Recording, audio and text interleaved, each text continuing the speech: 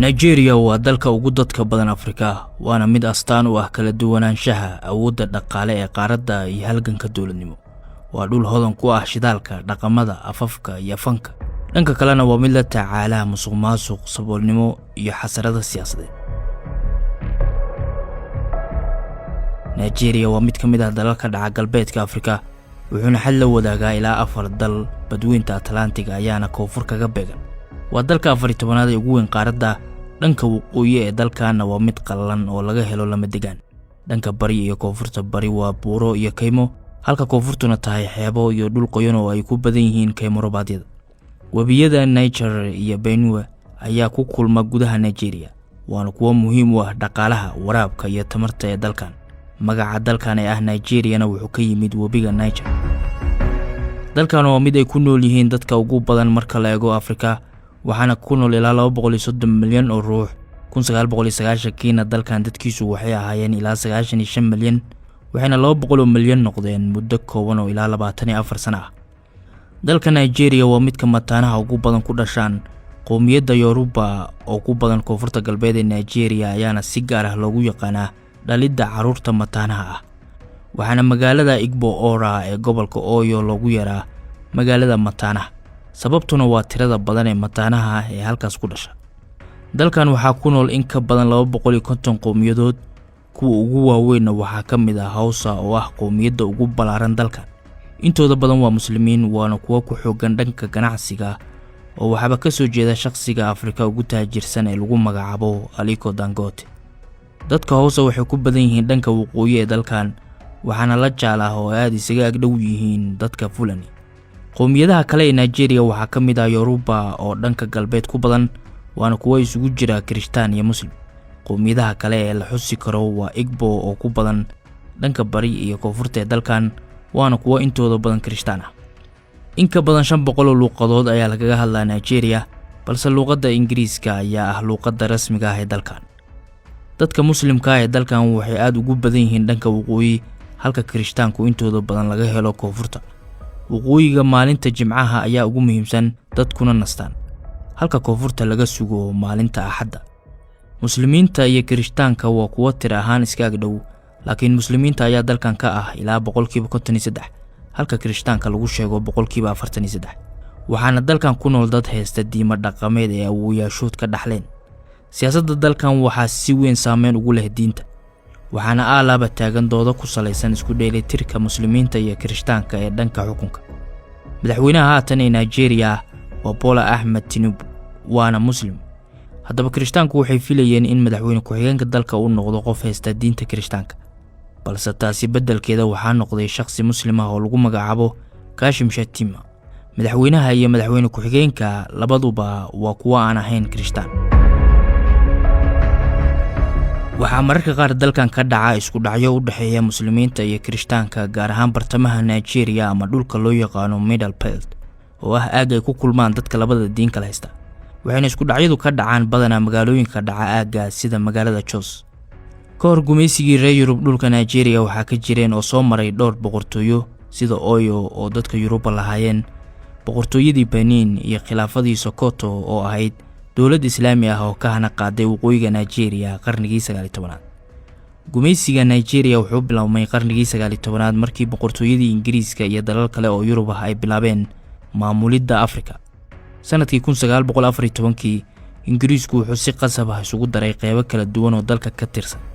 ugu dambeynna Nigeria waxay Ingiriiska ka xorowday 1960. kadib xornimada dalka wuxuu galay jahwareer siyaasadeed, waxaana 1966 dhacay afgambigii ugu horeeyay, waxaana intaasi xigay dilal lagu fuliyay siyaasiyiin sarsare. 1967 ilaa 1970 waxaa socday dagaalkii sokeeye ee Biafra. xilligaasi waxaa jirtay dawlad la yiraahdo Biafra oo gooni sutaag ku dhawaaqday, wuxuuna fadhigeedu u ahaa koonfurta bari ee dalkan, waxayna intooda badan ahaayeen qowmiyadda Igbo ee Kirishtaanka ah. dawladda dhexe ee Nigeria ayaa dagaal ku qaaday, waxaana qarxay dagaal sokeeye oo sababay dhimashada ilaa 1 milyan oo qof oo badankooda u dhintay gaajo. dagaalkan wuxuu soo idlaaday 1970kii, waxaana lagu guuleystay in la burburiyo gooni sutaagii Biafra. intii u dhaxaysay 1966 ilaa 1999kii Nigeria waxay la kulantay ku dhawaad 8 afgambi waxayna dhex maquuranaysay xukun askareed. Militariga ayaa dalkan xukumayay muddo ku dhow 30 sano. Hogaamiyaashii militariga ahaa ee dalkan soo xukumayna waxaa ka mid ah Yakuba Gowon, Murtala Mohammed, Olusegun Obasanjo iyo Sani Abacha. 1999kii dalka wuxuu si rasmi ah ugu laabtay nidaamka dimuqraadiga ah waxaana la doortay madaxweyne Olusegun. Nigeria waxay leedahay nidaam federaal ah oo awood u qaybsan tahay heer qaran oo dawladda dhexe ah iyo heer gobol. wuxuuna dalkan ka kooban yahay ilaa 36 gobol. Magaalada madaxda dalka Nigeria waa magaalada Abuja, mana ka mid ahaan gobolada dalka ee 36 ah, oo waa magaalo gaar ah oo dawladda dhexe ay si toos ah u maamusho sida Washington DC. waxay dhacdaa bartamaha dalka waana mid si siman ugu dhow dadka oo idil. waana magaalo ka ammaan badan kana nadaafad fiican dhammaan magaalooyinka kale ee Nigeria. Abuja ma ahayn magaalo taariikhi ah, waxayna ahayd dhul bannaan oo loo doortay in laga dhigo caasimadda cusub. waxaana la aasaasay sanadkii 1991 si ay u beddesho Lagos oo ahayd caasimaddii hore ee dalkan. Lagos waa magaalada ugu weyn Nigeria, waana midda ugu dadka badan Afrika, waxaana ku nool in ka badan 20 milyan oo ruux. dhanka kalena waa xarunta dhaqaalaha, ganacsiga iyo warshadaha ee dalka Nigeria. Lagos waa gobol buuxa waxayna leedahay gudoomiye, baarlamaan goboleed iyo nidaam u gaar ah sida gobolada kale ee dalka. magaaladan waa xudunta dhaqaalaha Nigeria, waxaana laga helaa bangiyada ugu waaweyn, shirkado ganacsi, dekedaha ugu mashquulka badan, fanka iyo warbaahinta Nigeria. waxayna magaaladan caasimad u tahay muusiga Nigeria ee dhalay nooca muusiga casriga ah ee loo yaqaano Afrobeats oo maanta ah mid dunida oo dhan laga dhageysto, waxaana caalami noqdeen fanaaniin badan oo reer Nigeria ah. sidoo kale Nigeria waa mid ku caan ah shirkadda aflaamta ee Nollywood oo ah tiyaatarka labaad ee ugu weyn adduunka marka la eego tirada aflaamta ee la soo saaro sanadkiiba. kaliya Bollywood ayaana ka badan, waxaana Nollywood sanadkii la soo dhaafay loo diiwaan geliyay in ka badan 2500 oo filim. Nigeria waa dal muhiim ah oo ka mid ah ururada dhaqaale ee ECOWAS iyo OPEC, waana dalka afraad ee ugu dhaqaalaha ballaaran Afrika marka la eego guud ahaan wax soo saarka gudaha ama GDP-ga. kaalintaana wuxuu dalkan ku mutaystay hoos u dhac dhaqaale uu sameeyay, waxaana liidasho samaysay lacagta dalkan ee Naira. dalkan waa mid ka shidaalka ugu badan soo saara marka Afrika la eego, in ka badan 90% oo dakhliga dhoofka ee Nigeria wuxuu ka yimaadaa dhanka shidaalka iyo gaaska dabiiciga. gobolka Niger Delta ayaa ah meesha shidaalka ugu badan laga soo saaro, wuxuuna dhawaan taajirka Afrika uu dalkan ka hirgeliyay warshadda sifeynta saliidda ceeriin oo qiimo ahaan ku fadhida 23 bilyan oo dollar.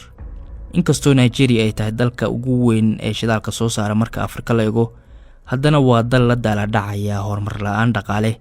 arrintaana waxaa u sababa musuqmaasuq baahsan iyo maarin xumo. in ka badan 400 bilyan oo dollar oo dakhli shidaal ah ayayna Nigeria lumisay sababo la xiriira musuqmaasuq, xatooyo iyo maamul xumo.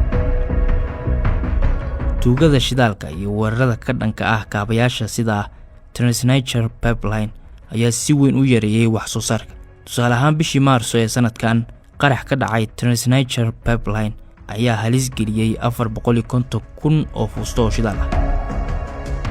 Nigeria waxay la tacaalaysaa deymo badan iyo sicir barar sare, waxayna dawladdu kordhisay canshuurta iibka ee VAT ilaa 12.5% si ay dakhligeeda kor ugu qaado. waxayna dadka dalkan in ka badan kala bar u shaqo tagaan dhanka beeraha, sidaas oo ay tahayna ku dhawaad 33 milyan oo Nigerian ah ayaa la dhibtoonaya cunto yari. dalkan wuxuu ka mid yahay dalalka galbeedka Afrika ee qataraha amni wajahaya.